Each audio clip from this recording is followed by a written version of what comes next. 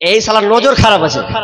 তখন একদিন যখন ধরা পড়ে যখন রকম করে হিরিস্টি করতে গেছে আর ধরে বাপ দেখে লিজে, তো এমন ধোলাই দিলে ওকে, বেঈমান কাজ করতে এসছিস না এখানে ইটিং পাটিং করতে এসছিস তুই? হ্যাঁ,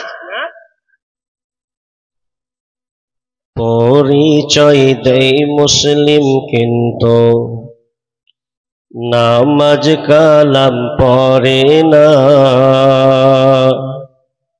সকাল সন্ধ্যা পেট ভরে খায়, রোজা কিন্তু রাখে না।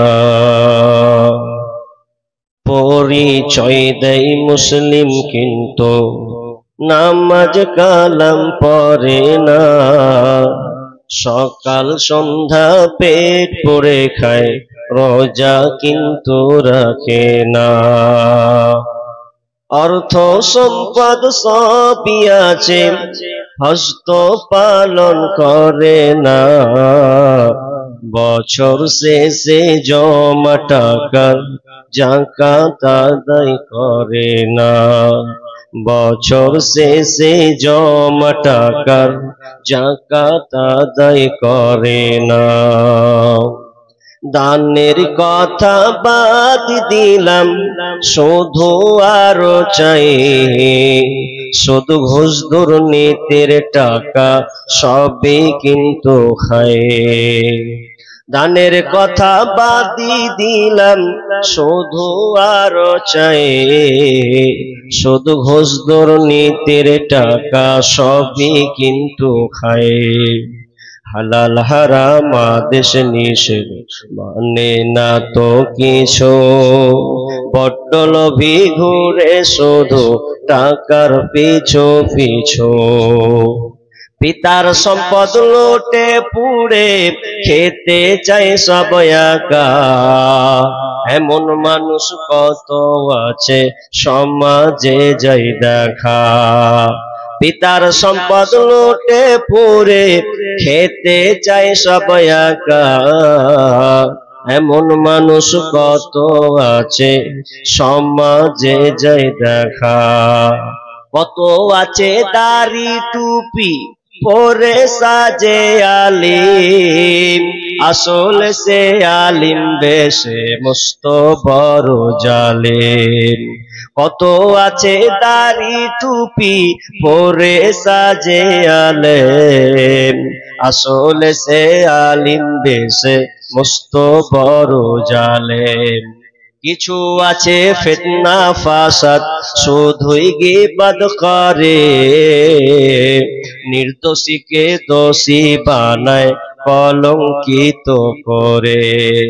ভালোর সাথে মন্দ মিশায়, ওরে ভালোর সাথে মন্দ মিশায়, ভেজাল করে পণ্য। খাঁটি মুসলিম হয় না কবু তার মতো জঘন্য।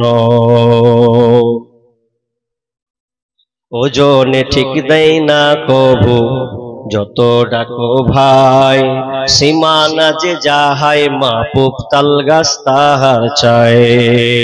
ওজনে ঠিক দেয় না কবু যতই ডাকো ভাই, সীমানা যে যাহাই মাপুক তাল গাছ তাহার চাই। মানে না তো কোরআন হাদিস আল্লাহর বিধির বিধান, ধর্মের কথা শুনলে যেন জলে রে বেঈমান, ধর্মের কথা শুনলে যেন জলে রে বেঈমান। উপস্থিত সম্মানীয় সুযোগ্য আজকের এই জলসার স্বনামধন্য সভাপতি, মঞ্চে উপবিষ্ট ওলামায়ে ইকরামগণ এবং আমার সম্মুখে বসে থাকা এলাকা থেকে এবং পার্শ্ববর্তী এলাকা থেকে ছুটে আসা ইসলাম দরদি, দিন দরদি, ছোট বড় ইমানদার মুমিন ভাই সকল এবং পর্দার অন্তরালের প্রজেক্টের মাধ্যমে দেখনেওয়ালি সম্মানিতা মা ও বোনের, আমরা সেই মহান মুনিবের দরবারে প্রশংসা করি যে মহান আল্লাহ আমাদেরকে একটি মাদ্রাসা কেন্দ্রিক আয়োজিত মাহফিল এই ধরম গাছ নামটাই ধরম গাছ। হ্যাঁ, ধরম গাছ কোনটা আবার দেখুন, কলা গাছ তাও লেখা আছে দেখবেন। হ্যাঁ হ্যাঁ, জেগে। তো এই যে সুন্দর একটি ব্যবস্থাপনা আল্লাহ আমাদের কবুল করেছেন, সে আল্লাহ সুবহানাহু ওয়া তাআলার শুকরিয়া আদায় করি, বলি আলহামদুলিল্লাহ। ভাই যতগুলো লোক আছেন একটু আওয়াজ দিয়ে বলা যাবে না? জি দেখি বলি আলহামদুলিল্লাহ। অতঃপর শান্তি বর্ষিত হোক সকল নবীদের উপর, বিশেষ করে আমাদের শেষ নবী জনাবে মুহাম্মদুর রাসূলুল্লাহ। আমরা সকলে বলি সাল্লাল্লাহু আলাইহি ওয়াসাল্লাম। সম্মানিত দিনী ভাই সকল, আমার সময় খুবই কম, তবে দুটা বিষয়, এক যেটি বলবো নিয়ত করেছি ওটা বলা, আর দ্বিতীয়ত কালেকশনের দিকে লক্ষ্য রাখা। বিধায় দুইটা আমি যেমন রাখবো আপনাদেরকেও রাখতে হবে, ঠিক না? আমি একাই হলে হবে কি? হবে না। তা আমার আজকের আলোচ্য বিষয় গীবাত বা পরনিন্দা করা। গীবাত বা পরনিন্দা, পরচর্চা, উৎসাহ, রটনা, যাকে যদি একবার কে বলতে পারেন তাহলে ওই চুগলখড়ির কানটা, জি চুগলখড়ি বলা হয়।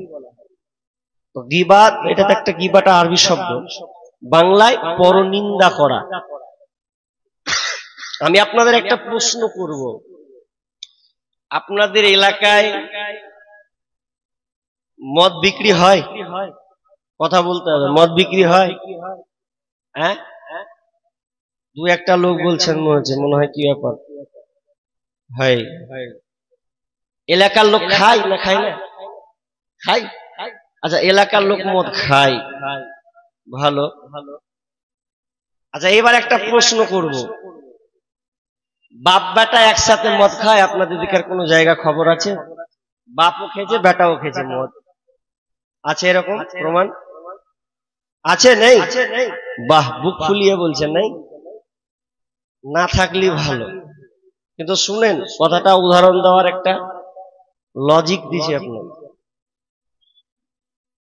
আচ্ছা বলুন, আপনারা বললেন মদ আছে, মদ খায়, কিন্তু বাপ বেটা একসাথে খায় না, লুকিয়ে লুকিয়ে খায়। বাপের সামনে খাবো, দু চড় খাবো, দরকার নাই, লুকিয়ে আড়ালে খায়। মদ মানুষ প্রকাশ্যে খেতে চায় না, আড়ালে খায়, তারপরে পরে ডেলিভারি দেয় যে মাল খেয়েছি, ঠিক না? আড়ালে খাওয়ার পরে ডেলিভারি মারে। কিন্তু পৃথিবীতে এমন একটা ব্যাধি আছে, রোগ আছে, যার নাম গীবাত। এই গীবাতটাই কিন্তু সবাই জর্জরিত আছে। কেমন? আপনি এক টেবিলে বসেছেন, একসাথে খেতে বসেছেন, মা একদিকে, বাপ একদিকে, বোন একদিকে, ভাই একদিকে, চারজন চারদিকে গোল করে খেতে বসেছেন। একসাথে খায় কি খায় না? খায় তো, এটা মোহাব্বত, খায়, একসাথে খাওয়া। কিন্তু খাওয়ার ক্ষেত্রে একটা ভুল কাজ করে। বাপ বলছে আর বিবিকে বলছে, হ্যাঁ জি, হ্যাঁ রে অমুকের মা, এ শুনু নাকি যে দেয় তোর ঘরে, আমার ঘরে গ্রামে উমুক পাড়াতে উমুকের বেটি পালালো কার সাথে রে? তখন স্ত্রী বলছে, ছি ছি, কার কথা কইছো জি? তো ওর বেটা পালাবে না তো কার বেটা কার বেটি পালাবে? লিল্লা তো ডারমা তো ডের নেই, এটা একটা বলে দিলে। আর ছেলে তখন বলছে, আব্বা ঠিকই, আমার পরিবারটা একদম বাজে, ঘৃণা। আর বলছে, আমি ওকে ভালো করে চিনি, তো একদম 2 নম্বর বাটপাড়ার বেটি। তাহলে একই দস্তরখানাতে পরের খবর 4 জন মিলে বললো। আপনারা বললেন বাপ বেটা একসাথে মদ খায় না, কিন্তু বাপ মা বেটি স্ত্রী একসাথে গীবাত করে না? করে না? তাহলে কোনটা মারাত্মক রোগ বেশি? ও তো বাপকে ভয় করছে, মদ খাবো না বাপের সামনে, এটা অসম্মানের ব্যাপার, মার খেতে পারি।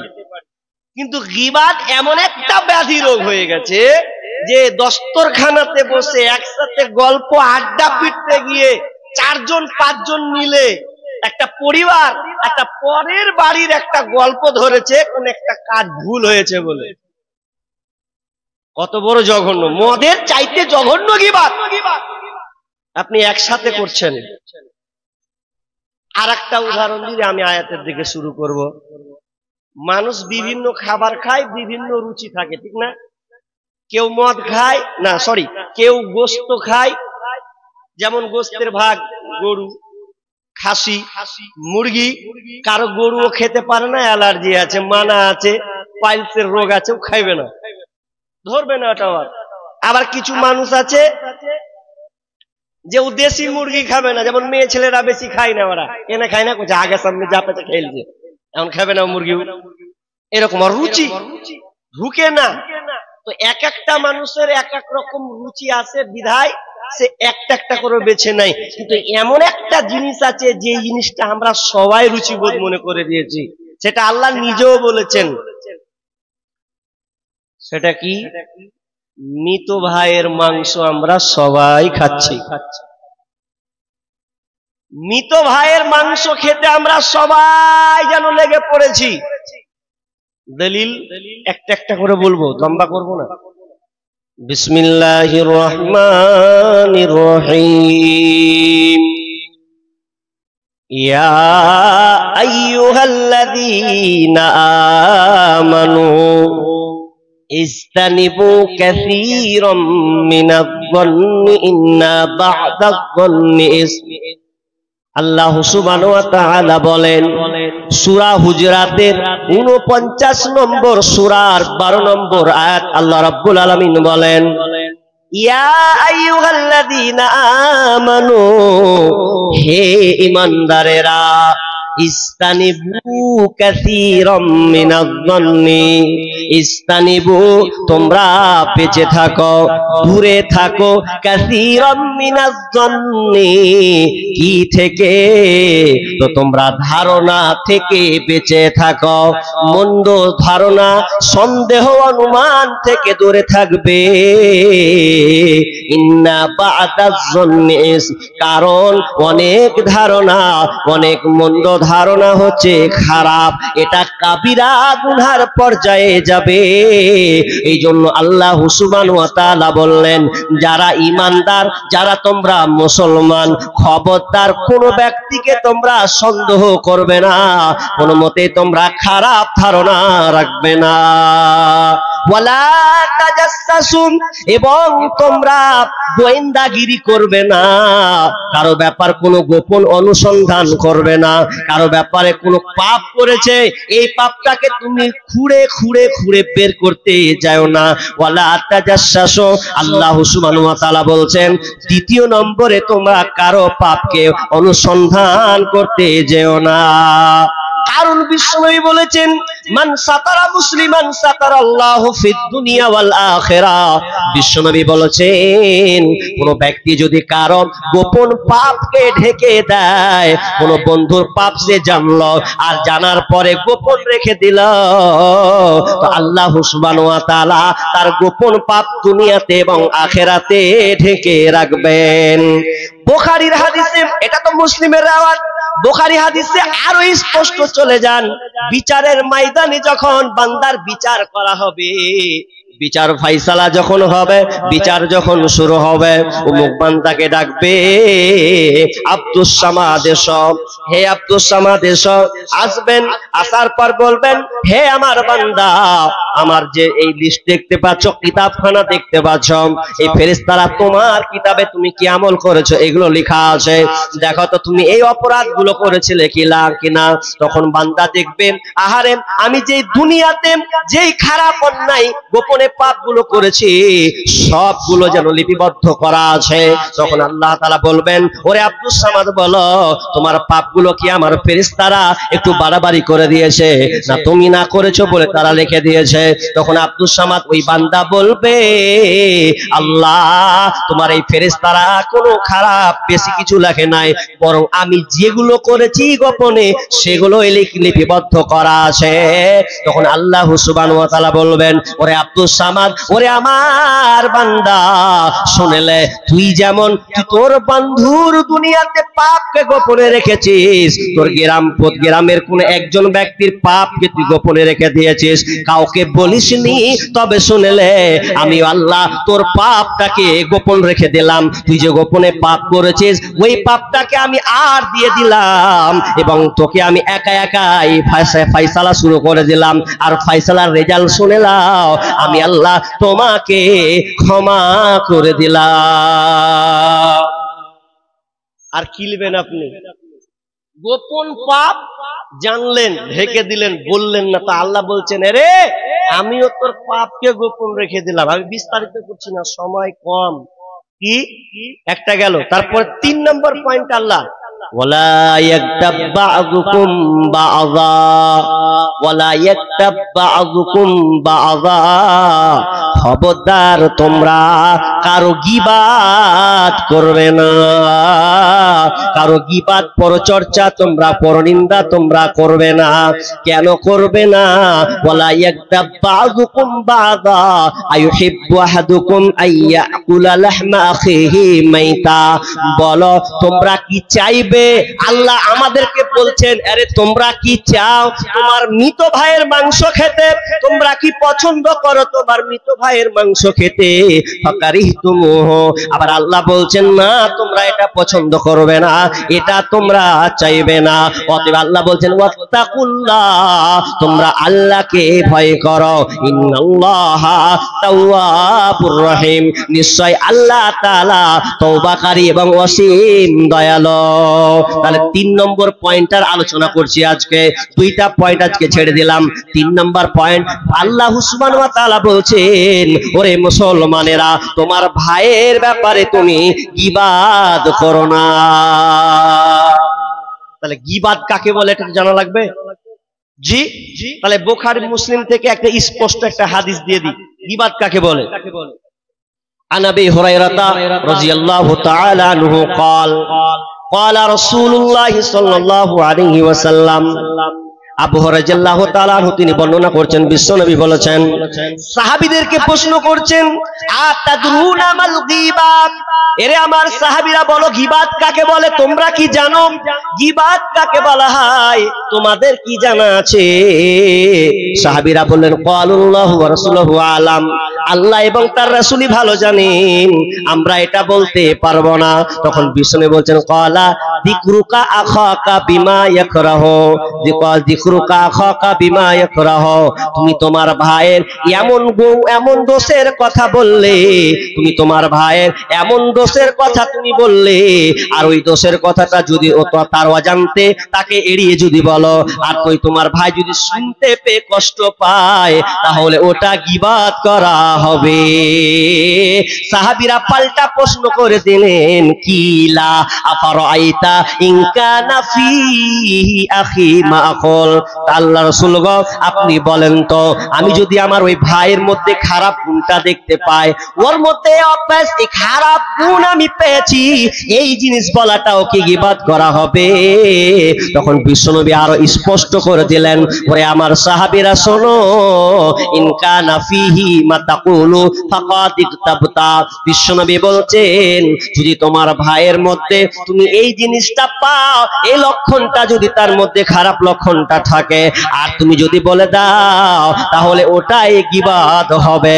আর ওয়া ইন কানা ফিহি ওয়া ইন কানা ওয়া ইল্লাম ইয়াকুন ফিহি মা তাকুলু ফাকাদ বাহাত্তা, বিশ্বনবী বলছেন যদি তোমার ওই ভাইয়ের মধ্যে এই গুণটা, এই অভ্যাসটা, এই খারাপ দিকটা যদি তার না থাকে, আর যদি তার উপরে লাগিয়ে তহমত দাও, যদি বলে দাও, তাহলে ওর উপরে অপবাদ দেওয়া হবে। হাদিসটা বুঝতে পেরেছেন আপনারা? হাদিসটা বুঝতে পেরেছেন? যদি না পারেন আপনারা রিপ্লাই করব। আচ্ছা উদাহরণ দিই তাহলে বুঝে নেবেন। কেমন? আপনার এলাকা থেকে 4টা ছেলে বিদেশ গেছে। কোথায়? কেরালা, কলকাতা, আনালে মুম্বাই না হায়দ্রাবাদ, যে কোনো একটা জায়গা। কমাসের জন্য 3-4 মাস থাকবে। এখন চারজন আপনার এলাকারই ছেলে চারজন গেছে, যুবক ছেলে চারজন যখন কাজ করতে গেছে, তো কাজ করতে গিয়ে একটা বাড়িতে রাজমিস্ত্রির কাজ বাড়ি তুলছে, হতেই পারে এটা বাড়িতে মেয়ে ছেলে ছিল, কাজ করতে করতে করতে এমন সময় চারজনের মধ্যে একটা একটু খুশটা বদ্ধ একটা মেয়ের সঙ্গে তার একটা সম্পর্ক হয়ে গেল, মানে কি খারাপ দিকে চলে গেছে। এখন বাড়ির যে লোক কিন্তু দেখতে পেয়েছে এই মালটা গোলমাল আছে, হ্যাঁ এই শালার নজর খারাপ আছে। তখন একদিন যখন ধরা পড়ে যখন রকম করে হিরিস্টিপিরিং করতে গেছে, আর ধরে বাপ দেখে লিজে, তো এমন ধোলাই দিলে ওকে, বেঈমান কাজ করতে এসছিস না এখানে ইটিং পাটিং করতে এসছিস তুই, হ্যাঁ দু চার বাড়ি মারলো, এদিকে মেরে মেরে জায়গা জায়গা খাম করে দিলে। এবার ই তো দেখছে বাপরে আর থাকা যাবে না, তখন ই কি করলে ব্যাগটা রেডি করে নিয়ে মারলো, দৌড়ায় বাড়ি আর থাকবো না বাড়ি। এবার আপনার এলাকা চলে এসছে, আর বাপ মা জি করছে কি ব্যাপার চলে এসছি, দেখতে পাস না কি হয়েছে, দেখতে পাস না কি হয়েছিল বেটা, ধরুন আমার পড়ে গেছিলি নাকি, কেটে মেটে গেছি যে, হ্যাঁ পড়ে গেছি কেটে মেটে গেছে। আচ্ছা বলেন কেটে মেটে গেছে না মের খেয়ে এসছে, মের খেয়ে এসছে, আকাম করেছে মের খাবে না, মের খেয়ে এসছে। এবার একদিন যায়, এক মাস দেয়, 2 মাস, ওই মালটি কিন্তু 3 মাস পর আসবে, খবর কিন্তু এগুলো কেউ জানে না। আচ্ছা 3 মাস পর যখন আসতে পারি, তো ওই আপনার 3টা ফের এক চায়ের দোকানে হয়ে গেছে। আর একটা এলাকার বন্ধু আছে, দেখো হ্যাঁ জয় দূর ফের তোর 100তে গেল, আমি ফের চলে এলো, আর তোরা ফের 3 মাস খেটে আলি, তো কেমন করে পড়লো, কেমন করে ওর আকাম হলো, চা সুর করে টান যাবে ধরবে, তোরা জানিস না খবর, বুঝলে লয়। এবার আসল খবর দিচ্ছে তিনজনে মিলে, ওনে এখন জানিস না, ওই যে বাড়িতে জানিস না আকাম করতে চোখ মারতে গেছিল, কি করতে গেছিল কে জানি, জানতে পেরে খানিকটি কেলানি দিয়েছে, ও আপনার থাকিনি পালিয়েছে বাড়ি। বলছে এই লেগার বাপ মাকে কইছে যে আমি পড়ে টরে গেছি, হাঁকার আকাম হয়েছে, আরো ফের কইছে তাহলে ওই জিনিসটা ও ছেলেটা অপরাধ করেছে, ও জানে যে আমি নিশ্চিত আমি অপরাধী।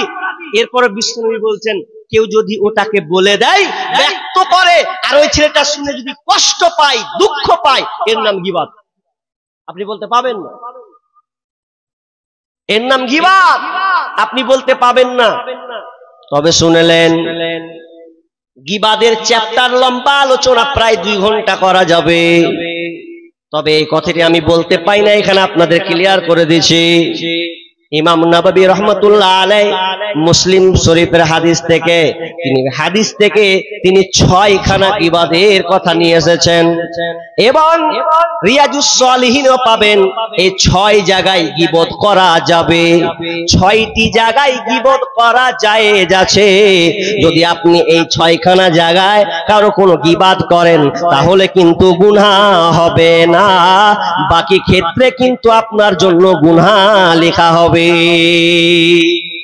6 জায়গা বলবো, আরে বলবো। আচ্ছা কে কে কে কে শুনবেন হাত তুলেন, 1টা 2টা 4টা সবাই শুনবেন তো, শোনারই কথা, না শোনা হয়ে যায়। আল্লাহু আকবার, তাহলে প্যান্ডেল পরিবর্তন করতে হবে নাকি? মা বোন আপনাদের সব নিকটবর্তী এলাকারই মেয়ে আছে, তো উনারা হয়তো দাঁড়িয়ে আছেন, তো আপনি একটু চেপে চেপে বসেন, আগিয়ে যান, এবং আপনার বোনদের জন্য আপনার মাসির জন্য জায়গা করে দিন, একটু চেপে চেপে বসেন। দেখেন ঠান্ডার মৌসুম, চেপে বসলে কোন ব্যাপার নাই, তো ঠান্ডার দিন ল্যাপ পেঁথা চাদর কিছুই লাগবে না, তো আপনারা একটু চেপে চেপে বসুন, যারা পেছনে আছে তাদেরকে বসার সুযোগ করে দিন। কি বলছিলাম, 6 জায়গায় আপনি গীবাত করতে পারবেন, তবে সাবধান অবলম্বন করতে হবে। 6টি জায়গায়। নাম্বার 1, ইমাম নববী তিনি বলছেন 1 নাম্বার তুমি গীবত করতে পাবে কোনখানে, শুনে লাও, যখন অত্যাচারী শাসক তার জুলুমকে প্রকাশ করার জন্য, অর্থাৎ মাজলুম ব্যক্তি যে অত্যাচারী, সে কিন্তু প্রকাশ করতে পাবে তার ব্যাপারে ওর সাথে কেমন ব্যবহার করেছে, কি অত্যাচার তার উপরে চালিয়েছে। এক কথায় অত্যাচারীর ব্যক্তির, অত্যাচারী যে হয়েছে, অত্যাচার অত্যাচারিত নির্যাতিত হয়েছে, সে কিন্তু ডাইরেক্ট বলতে পাবে সে আমার উপরে অন্যায় জুলুম বিচার করেছে, আমার উপরে বেইনসাফি করেছে। এই নম্বরে আপনি ওর ব্যাপারে বলতে পারবেন, এটা গীবত করা যাবে। কেননা আল্লাহ সুবহানাহু ওয়া তাআলা সূরা নিসার 148 নম্বর আয়াতে বলছেন, লা ইউহিব্বুল্লাহুল জাহরা বিসসুই মিনাল কওলি ইল্লা মান যুলিমা। আল্লাহ সুবহানাহু ওয়া তাআলা বলেন, আমি চাই না মানুষের ব্যাপারে মানুষ তার খারাপ কথা বলুক, খারাপ কথা প্রকাশ করুক। আল্লাহ এটা পছন্দ করেন না। কোন মানুষের খারাপ কথা তুলে ধরুক, আল্লাহ তাআলা এটা পছন্দ করেন না। তবে যে নির্যাতিত মাজলুম সে ছাড়া ও বলতে পাবে। উদাহরণ দিয়ে আপনাকে একটা, তারপরে হাদিস দিব। কি? যেমন বাংলাদেশ, পার্শ্ববর্তী দেশ বাংলাদেশ, এই বাংলাদেশে একজন বিখ্যাত আলেম যাকে আমরা মুফাসসিরে কোরআন বলে চিনি, তার নাম দেলওয়ার হোসেন সাইদি। শুনেছেন নাম? জি শুনেছেন, দেলওয়ার হোসেন সাইদি। ছোটবেলাতে ক্যাসেট বাজতো, ঠিক না? এত তো মিডিয়া ছিলই না। ক্যাসেট, আইসক্রিম বালা সবাই, আর বসে বসে শুনতাম মাশাআল্লাহ, এত সুন্দর কণ্ঠ, বর্জ্য কণ্ঠে তার আওয়াজে তাফসীর তিনি করতেন, আল্লামা দেলওয়ার হোসেন সাইদি। তো এই দেলওয়ার হোসেন সাইদি তিনাকে মিনিমাম 12 বছর জেল খাটতে হয়েছে। ক বছর? 12 বছর জেল খাটতে হয়েছে। কাদের অধীনে? তো শেখ হাসিনার অধীনে তিনি 17 বছর তিনি প্রধানমন্ত্রী প্রতিনিধি করেছেন, দেশ চালিয়েছেন 17 বছর। তাহলে এই প্রধানমন্ত্রী শেখ হাসিনা তিনি একজন ইতিহাসের পাতায় অত্যাচারী নির্যাতিতা নারী। এই মেয়েটা, এই নারীটা শেখ হাসিনা, যে কিনা আপনার 2024-এর 6 আগস্টে তিনি বাংলাদেশ থেকে ভারতে ঢুকেন দিল্লিতে। কটার সময়? তো 2:25 একবারে হেলিকপ্টার থেকে মারলো। কোথায়? তো দিল্লির বুকে পালালো যান বাঁচানোর জন্য। এখানে কিন্তু কারিশমা আছে। দেলওয়ার হোসেন সাইদি যখন তিনি মুক্তি পেয়েছিলেন, বক্তব্যগুলোতে দেখবেন, আমি কিন্তু মাঝে মাঝে তার বক্তব্যগুলোকে লক্ষ্য করি, তিনি সহ্য করতে না পেরে তিনি অনেক বদদুয়া তিনি দিয়ে চলে গেছেন, কারণ মাজলুমের শিকার তিনি হয়েছেন। শুধু তাই নয়, তাকে আয়না ঘরে রাখা হয়েছে, নির্মম ভাবে নির্যাতন করা হয়েছে। এত বড় একটা বিজ্ঞ আলেম, যে বিজ্ঞ আলেমকে সারা পৃথিবীর মানুষ তাকে চিনে, এই রকম তিনি ইসলাম প্রতিষ্ঠা করার জন্য, কোরআন হাদিসের কথাগুলোকে বাস্তবায়ন করার জন্য তার উপক্রম প্রচেষ্টাকে শেখ হাসিনা দমন করে দিয়েছিলেন। তাকে জেলে পচিয়ে পচিয়ে পচিয়ে তিনি বলেছিলেন, যারা আমার এত কিছু ক্ষতি করলো, আল্লাহ তুমি তাকে ন্যাংটা করে জাতির সামনে দেখিয়ে দিও, উলঙ্গ করে তাকে দেখিয়ে দিও আল্লাহ। এই শুধু তাই নয়, দেলওয়ার হোসেন সাইদি বদদুয়া করেছিলেন, ওরে অত্যাচারী শাসক যারা আছিস শুনে নাও, দূরের গর্তে ঢুকার মতন তোরা আশ্রয় পাওয়ার মতন কোন রাস্তা তোরা পাবি না। এমন একটা সময় আসবে তোকে বাংলাদেশ ছেড়ে অন্য কোনো তো কোথায় চলে পালাতে হবে জান বাঁচানোর ভয়। আজকে বাস্তবায়ন হয়েছে 6 আগস্ট 2024-এ শেখ হাসিনা বাংলাদেশ ছেড়ে ভারতে আমাদের প্রধানমন্ত্রী দামোদর নরেন্দ্র মোদীর কাছে আশ্রয় নিয়েছে। শুধু তাই নাই, শুনলাম নাকি 17 নভেম্বর তার তারিখে ট্রাইব্যুনালের পক্ষ থেকে একটা ঘোষণা রায় করে দেওয়া হয়েছে যে শেখ হাসিনার ফাঁসি দেওয়া হবে। ফাঁসি লিস্ট পর্যন্ত চলে এসেছে। এখন আমাদের প্রধানমন্ত্রী বলছেন नहीं चलेगा, वो हमारे पास है, এখন দিবে না ওইদিকে। তো এটা একটা কোন জুলুম অত্যাচারী যদি হয়, আর যদি সে প্রকাশ্য বলে যে আমার উপরে জুলুম করেছে, নির্যাতন করেছে, তাহলে সে লোকের সামনে ওপেন বলতে পাবে, এটা গীবাত হবে না, খুলে খুলে বলতে পারবে। আপনার জমিকে আল-কিতাব বেলেছে, আর আপনি বসে থাকবেন, লোকটার আপনি সুনাম করবেন না দুনাম করবেন? ও আমার আল দাববে, তাহলে আপনি প্রকাশ্য বলতে পারবেন যে আমার গায়ে দাব দিয়ে কেটে দিছো, বলতে পারবেন, এটা গীবাত হবে না। লোকটার ব্যাপারে হলে গীবাত হবে না। একটা। নাম্বার 2, দুই নাম্বার, সমাজ থেকে পাপ মুক্ত করার জন্য অথবা পাপীকে পাপ থেকে সঠিক পথে ফিরে আনার জন্য তার ব্যাপারে গীবত করা জায়েজ আছে। তবে মূল সারাংশ আপনাকে বলে দিই, গীবত করা জায়েজ কখন হবে? যখন আপনি এমন কিছু কথা বলবেন তাকে ছোট করার জন্য নয়, অপমান করার জন্য নয়, বরং তাকে শুধরানোর জন্য, তাকে সঠিক দিকে নিয়ে আসার জন্য যদি আপনি তার ব্যাপারে কোনো কথাকে ওপেন করে তুলে ধরেন তাহলে এটা কোনোদিন গীবত হবে না। তো দুই নম্বর হলো যে আপনি এক পাপাচারী ব্যক্তিকে তার পাপ প্রকাশ করছেন, তাকে সাবধান অবলম্বন করছেন, তাহলে এতে কোনো গীবত হবে না। দলিল, শরিয়াতে একটা লোক ছিল আবু মালজাম, এই এক নাম হবে ব্যক্তিটার নাম আবু মালজান, আবু জান্দাল নাম বললাম, আবু জান্দাল। তো আবু জান্দাল একটা সিরিয়ার গভর্নর পাঠিয়েছে যে আমিরুল মুমিনিন আবু জান্দাল নামে লোকটা মদ পান করে, এত মদ পান করে সবসময় মদ খেয়ে পড়ে থাকে, তো আপনি একটু বুঝিয়ে দেন, আপনি পাল্টা কিছু বলুন যাতে লোকটা শুধরে যায়। তাহলে আমি একজনকে বললাম, আমি ওকে খারাপ করার জন্য না ভালো করার জন্য? ভালো করার জন্য আমি চিঠি লিখলাম। যখন সিরিয়াতে যখন চিঠি পাঠাল এলো মদিনাতে, তখন আমিরুল মুমিন দেখছে আরে আবু জান্দাল নামে লোকটা এরকম, পাল্টা চিঠি লিখলো কি, বিসমিল্লাহির রহমানির রহিম, হামিম, তানজিলুল কিতাবি মিনাল্লাহিল আজিজিল আলিম, গাফিরিদ যামবি কাবিলিত তাওবি শাদীদিল ইকাবি ইকাবিদিত তাওলি। চারটা কথা লিখে দিলে কোরআনের আয়াত, সূরা মুমিন 1 থেকে 4 নম্বর আয়াত, বা আরেকটা নাম সূরা গাফির। কোরআনের সূরা দুটা নাম, একটা হলো সূরা গাফির বলা যায় বা সূরা মুমিন, একই সূরা দুইটা নাম লিখে দিলেন। লিখে দেওয়ার পরে চিঠিটা দিয়ে দিলেন।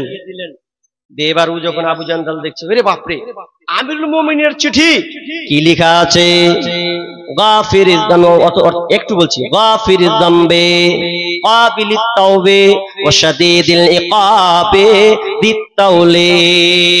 প্রথম লক্ষ্য লেখা আছে আল্লাহ পাপ ক্ষমাকারী, নাম্বার 2 তওবা কবুলকারী, নাম্বার 3 কঠোর শাস্তি দাতা, নাম্বার 4 অনুগ্রহ বর্ষণকারী। চারটা দামি কথা লিখে যখন দিয়েছেন তখন আবু জান্দাল বুঝতে পারলো না, না আমাকে আর মদ খাওয়া যাবে না, কারণ আল্লাহ হলেন কঠোর শাস্তি দাতা আর এখানে আল্লাহ হচ্ছেন পাপ মোচনকারী, তার মানে আমি গুনাহ করে দিয়েছি, এখন আমার তওবা করার সময়। তো সঙ্গে সঙ্গে এই কোরআনের আয়াতটা যখন সে পড়েছে তো সঙ্গে সঙ্গে যেন মদকে সে ছেড়ে দিল আর সে মদকে পান করলো না। তার মানে আপনি আপনার গ্রামে একটা লোক মদ পান করে, তাকে আপনি প্রকাশ্য ভাবে কিংবা আপনি তাকে সাইড নিয়ে গিয়ে আপনি তাকে বলেন ভাই রে মদ তুমি খেও না, এটা খুব খারাপ জিনিস, তাহলে আপনি তার ভালোর জন্য যদি আপনি বলেন তাহলে এটা কোনো মতে গীবত হবে না। নাম্বার 3 নাম্বার গীবত করা যায় আছে কেমন, ফতোয়া ফারায়েজ নেওয়ার ক্ষেত্রে গীবত করা যায় আছে।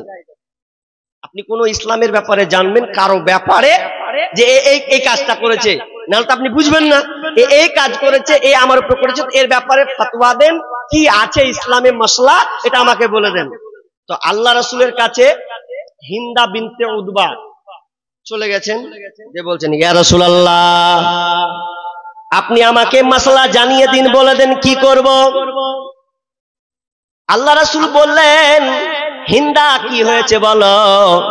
বলছে আমার স্বামী আবু সুফিয়ান এমন স্বামী, এমন কৃপণ স্বামী যে কিনা এত কঞ্জুস, এত কৃপণ, এত কঞ্জুস মানে পুরুষ যে এমন সে সংসার চালায় কিন্তু ভরণ পোষণকে ঠিক মতন দেয় না, ছেলে মেয়েদের ভরণ পোষণ খাবারের কথা আছে এগুলো তার প্রতি কোনো লক্ষ্য নাই, গুরুত্ব নাই, যেন খরচা করতে চায় না, এতটা কৃপণ, এতটা কঞ্জুস। ওকে আল্লাহ মাল দিয়েছে, এরপরে সংসারে এসে খরচ করতে চাই না, আমাদের খুব অসুবিধা হচ্ছে ইয়া রাসূলুল্লাহ, তাহলে আপনি আমাদেরকে বলে দেন কি করা যায়। এটা বলা যাবে? আল্লাহ রাসূল তো বলতে পারতেন কি, হ্যাট কেমন বেটি ছেলে তুমি, তোমার স্বামীর ব্যাপারে সে কাজ নিয়ে এসছো এখানে, তুমি হ্যাট, এটা হয়? কিন্তু না, আল্লাহ রাসূল বললেন ঠিকই আছে, তুমি অভিযোগ নিয়ে এসেছো তোমার স্বামীর ব্যাপারে, তাহলে শুনে নাও তুমি কি করবে জেনে নাও। তোমার স্বামী ইনকাম করে আবু সুফিয়ান, কিন্তু তুমি এক কাজ করবে, এমন একটা কাজ করো, যখন তোমার স্বামী ইনকাম করবে আর কিছু টাকাকে জমাবে, তো ওই কিছু টাকা যখন রাখবে তখন ওই টাকা থেকে তুমি কিছু টাকা টেনে নাও। কেমন টাকা? 500 টাকা আছে, 1000 টাকা আছে, ওই টাকার মধ্যে তুমি 50 টাকা টানো, 20 টাকা টানো, 30 টাকা টানো, ওইভাবে টেনে টেনে টেনে টেনে তোমার কিছু টাকাকে তুমি জমা করে দাও, যাতে তোমার ওই টাকা দিয়ে তোমার ছেলের নাস্তা হয়, তোমার ছেলের চকলেট কিনা হয়, তোমার শূন্য হবে, তোমার দোকান চুরি কিনা হবে। এই রকম তুমি টাকা টানবে, কিন্তু বেশি টানতে যাও না হিন্দা, তুমি মাপ কাটে হিসাবে তোমার স্বামীর কাছ থেকে টাকা টানবে। খবরদার বেশি যদি টানতে যাও তাহলে তো উল্টা আরো লাঠি পড়বে, তার থেকে এমন কিছু টানো যাতে কোনো তার অসুবিধা না হয়। কোন স্ত্রী যদি স্বামীর পকেট থেকে একটু মাল টানে তাহলে কোনো অসুবিধা নেই, তবে বেশি লয় ফেরাবে। বেশি টেনে যদি ওর 12টা বাজিয়ে দেন তো ওর রাগ তো আরো সেফটি থাকবে না, আরো পিটে নেবে। কষ্ট করে খাচ্ছি আর টেনছি বেশি করে, তো এমনিতে মারবে কি মারবে না? রাগ এমনিতে উঠবে, হিসাব করে রাখছেও। আর হিসাব যদি উল্টা পাল্টা 500 টাকার জায়গায় যদি 300 টাকা টেনে লাই, তো এমনি তো জানবে আর এমনিতে মার খাওয়া শুরু হয়ে যাবে। তো আল্লাহ রাসূল শিখিয়ে দিয়েছেন, দেখো হিন্দা, টাকা টানবে কিন্তু কম কম করে, এমন করে টানো যাতে তোমার স্বামীকে ব্যাঘাত না হয়, ও যেন বুঝতেই না পারে। আর বুঝলেও কবে জায়গা 20 টাকা টেনেছে, 30 টাকা টেনেছে, তো কি এমন আছে? জি, অনেক মেয়ে চালাক আছে, কিন্তু আপনাদের চালাক আছে জানি না। আচ্ছা, আমাদের বাড়িরই আছে, বলবো না ক্যামেরার সামনে, ওই এমনই কিনা ওর যদি স্বামী আসে তো টাকা 500-1000 করে নিয়ে আসে, ফাঁকাম করে 50 টাকা টান দেয়, টেনে ও জমা করবেন, অন্য কাউকে দিবে না, ওই নিজে আবার স্বামীকে দিবে। তো এটা ভালো জিনিস। তাহলে 3টা হয়ে গেল। নাম্বার 4 নম্বর গীবত করা জায়েজ আছে। 4 নম্বর গীবত করা জায়েজ আছে কখন? যখন কোন ফাসিক ব্যক্তির প্রকাশ্য গীবত করা যাবে। কেমন ফাসিক ব্যক্তির গীবত করা যাবে? 4 নম্বর বিশ্ব নববীর হাদিসে যেটি পাওয়া যায় যে 4 নম্বর গীবত করা যাবে, ফাসিক ব্যক্তির প্রকাশ্য তার পাপ বর্ণনা করা যাবে। যেমন একটা লোক ডাকাত, আপনি জানছেন ডাকাত, এই গ্রামের বড় একটা ডাকাত, 2টা লোক অপরিচিত আছে, আপনি বলে দিলেন ভাইরে সাবধানে থাকবে, এখানে একটা ডাকাত আছে খুব খারাপ, সন্ধ্যার পর 8টার পর যদি বেরিয়ে যাও, লোকটা এত লম্পট, এত বদমাস, তোমার যত টাকা আছে সব লিবে এবং তোমার উপরে নির্যাতন চালাবে। তখন আপনি ওই লোকটার কথা আপনি ওদেরকে বলতে পারেন, কোনো অসুবিধা হবে না। তিরমিজির হাদিস, আল্লাহ রাসূল মা আয়েশা এবং আল্লাহ রাসূল দুজনেই যেন বসে আছেন।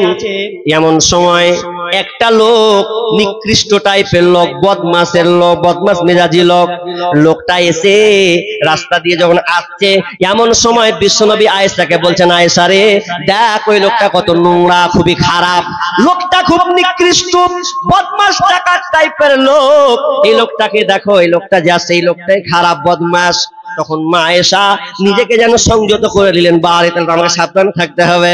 আল্লাহ রাসূলের সামনে আসছে, আসার পর লোকটা আল্লাহ রাসূলের সামনে এসে বসলো, বসে আলাপ কিছু কথা বললেন এবং আল্লাহ রাসূল তার সঙ্গে ভালো ব্যবহার করলেন।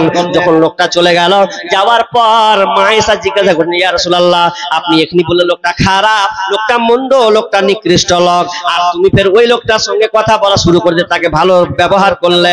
তখন বিষ্ণু বলছেন, আয়েশা রে লোকটা হয়তো খারাপ, আমি তো আর খারাপ নয়, আমি ওর সঙ্গে ভালো ব্যবহার করলাম, এই কারণে যদি আমি তার সঙ্গে অ্যাভয়েড করে চলি, যদি আমি তাকে বয়কট করি বা আর কিছু অন্যরকম করে, হতে পারে লোকটা খারাপের প্রতিক্রিয়া আমাকে দেখাতে পারে, এই জন্য আমিও তার সঙ্গে সংযত করলাম এবং লোকটাকে আমি আমার কাছ থেকে বিদায় দিলাম। তার মানে অত্র হাদিস থেকে, তিরমিজি হাদিস থেকে বোঝা যায় যে আপনি কোন ব্যক্তির কোন পাপ সে প্রকাশ্যে করে আর এই পাপটা আপনি দুজন ভাইকে বললেন কেন?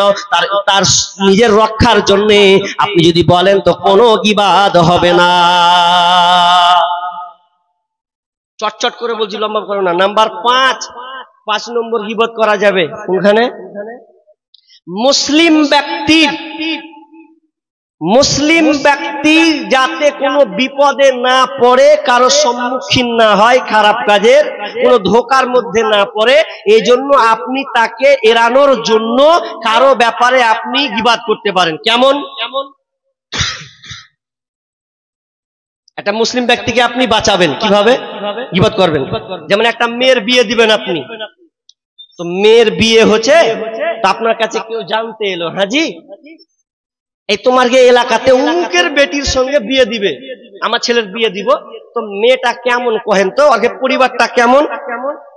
যদি জানেন যে খারাপ, ভালো নয়, তখন হয়তো আপনি বললেন, ও আগে বাড়ি এসছে, বাড়ি কি কহব, 4 মাসের আগেকার কথা কয়েছি, আর বেটিটা ছিল নাকি বেলে স্কুলে বেলে বেলে আবার কার সঙ্গে লিঙ্ক ছিল, তো পালিয়ে গেছে, তো ওটার সাথে বিয়ে দিবে। ঘটনা সত্যি। তাহলে আপনি আড়াচ্ছেন কেন?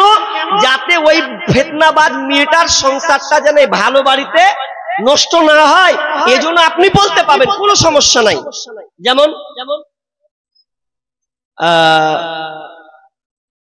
ফাতেমা বলে একজন মহিলা আছে, নামটা সম্পূর্ণ ভুলে গেলাম, মুসলিম শরীফের হাদিস। হ্যাঁ, ফাতেমা বিনতে কায়েস, জাযাকাল্লাহু খাইরান। ফাতেমা বিনতে কায়েস, মুসলিম শরীফের হাদিস। ফাতেমা বিনতে কায়েস তার স্বামীর তালাক প্রাপ্ত হলেন, তালাক দিয়ে দিল স্বামী। দিয়ে দেওয়ার পর এবার 2 জন বিবাহ প্রস্তাব দিয়েছে। জি, আবু জাহাম এবং মুয়াবিয়া 2 জন বিয়ের প্রস্তাব দিচ্ছে ওই মেয়েটাকে, ফাতেমা বিনতে কায়েসকে। তো কাকে করবে, তো এখন তো কেমন একটা কনফিউশনে পড়ে গেছে যে কাকে করবো না করবো। এক কাজ করি গা, আল্লাহ রাসূলের কাছে যাব। তো আল্লাহ রাসূলের কাছে গিয়ে এবার বলছেন, ইয়া রাসূলুল্লাহ, আমি বিয়ে করতে যাচ্ছি, তো 2টা প্রস্তাব পেয়েছি 2 জনের কাছ থেকে। কে? বলছে আবু জাহাম এবং মুয়াবিয়া। তো কাকে বিয়ে করবো আপনি বলেন তো? তখন আল্লাহ রাসূল বলছেন কি, শর্টকাট, আল্লাহ রাসূল বলছেন, ফাতেমা শোনো, তোমাকে 2 জন বিয়ের প্রস্তাব দিয়েছে, কিন্তু 2 জনে নাকচ করে দাও, কেটে দাও। কারণ একজন যে আবু জাহাম আছে, আবু জাহাম এবং মুয়াবিয়া, তার মধ্যে একজন হলো যে সে একজন হলো কৃপণ। যদি তুমি কৃপণ, কাঞ্জুস, ঠিক মতন সে ইনকাম নাই, টাকা পয়সা নাই, আর টাকা পয়সা নাই মানে তুমি না খেয়ে থাকবে। এক বেলা খাবে তো তোমাকে 2 বেলা না খেয়ে থাকবে, একদিন খাবে তো তোমাকে 3 দিন না খেয়ে থাকতে হবে, এরকম অবস্থা। আর তুমি যদি একে বিয়ে করো, তাহলে এ আবার এমন লোক সব সময় খালি লাঠি নিয়ে ঘুরে, তার মানে কি পটপটিয়া খালি পিটতে থাকবে, একটু ভুল হলে খালি তোমাকে মেরে খেতে হবে। কি করবে বলো? এই দুটোকে তুমি কাকে বিয়ে করবে? আমি তো সহমত নই যে তুমি ওই 2 জনকে বিয়ে, একজনকে বিয়ে করো না।